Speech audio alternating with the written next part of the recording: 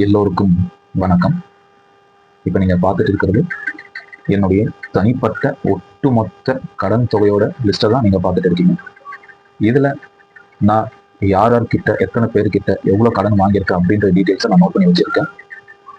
கொஞ்சம் வருஷமாக நான் இந்த கடன் தொல்லையில் மாட்டிக்கிட்டு ரொம்பவே அவஸ்தைப்பட்டுட்டு இருக்கேன்.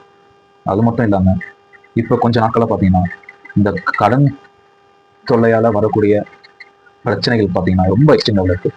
அது என்ன பண்ணுது அப்படின்னா தற்கொலை செய்ய தோணுது. அது என்ன மட்டும் இல்லை, என்னை சார்ந்த என்ன குடும்பத்துக்கும் அந்த ஒரு தாக்கத்தை கொடுத்துட்டு இருக்காங்க இந்த கடன் தொல்லையால் வரக்கூடிய பிரச்சனைகள் செய்யக்கூடிய நபர்கள். இந்த வீடியோ பகுதி எதுக்காக அப்படின்னாக்கா, நான் மட்டும் தான் இந்த கடன் தொல்லையெல்லாம் மாட்டிட்டு இருக்கேன்.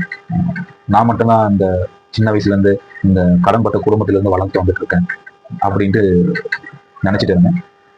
வளர வளர நிறைய ஆட்கள் கூட பேசி பழகும்போது தான் எனக்கு தெரிய வந்தது, நான் மட்டும் இந்த பிரச்சனையை ஃபேஸ் பண்ணல. என்ன மாதிரியான வறுமையான சூழல்ல இருக்கக்கூடிய குடும்பங்கள் எல்லாருமே இந்த கடன் தொல்லையில் ரொம்ப அவசரப்பட்டு இருக்காங்கன்றது எனக்கு தெரிய வந்துச்சு. ஸோ அதனால இந்த கடன் தொல்லையிலேருந்து நம்ம எப்படி மீண்டுட்டு வரலாம் அப்படின்றதுக்காக நான் நிறைய யூடியூப் வீடியோஸ் பார்க்குறது, என்னோட ஃப்ரெண்ட்ஸ் சர்க்கிளில் சஜஷன் கேட்குறது, கூகுளில் கேட்குறது, இந்த மாதிரியான விஷயங்கள்லாம் கேட்டு அதை ஒரு நோட்ஸாக எடுத்துக்கிட்டு அதை எனக்கு நான் இம்ப்ளிமெண்ட் பண்ணேன். ஆனாலும் நாட்கள் கூட கூட என்னுடைய கடன் தொகையோட வேல்யூ பார்த்தீங்கன்னா ஏறிட்டே இருக்க தவிர குறைஞ்ச மாதிரி இல்லை.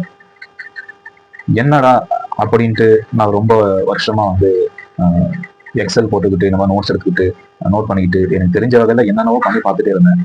கடைசியாக தான் தெரிய வந்துச்சு, இப்போ நம்ம இருக்கிறது கடனோட ஆரம்ப கட்டமோ இல்லை அந்த இடைப்பட்ட காலத்திலையோ அந்த மாதிரியான ஒரு சூழ்நிலையில நம்ம இல்லை.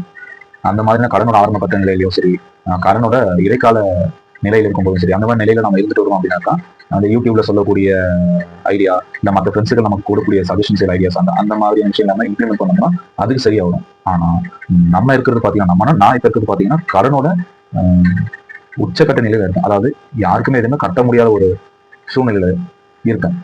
அது என்ன அப்படின்னாக்கா, ஒருத்தர்கிட்ட கடன் வாங்கிட்டு இன்னொருத்தர் கொடுக்குறது, இன்னொருத்தர் கடன் வாங்கி என்ன கொடுக்குறது அப்படின்ட்டு போயிட்டே இருக்கும் ஆரம்ப காலகட்டத்தில். அதோட முடிவு என்ன இருக்கும்னாக்கா, யாருக்குமே கட்ட முடியாத ஒரு சூழ்நிலை நம்ம மாட்டிப்போம். அதாவது நான் மாட்டியிருக்கேன்.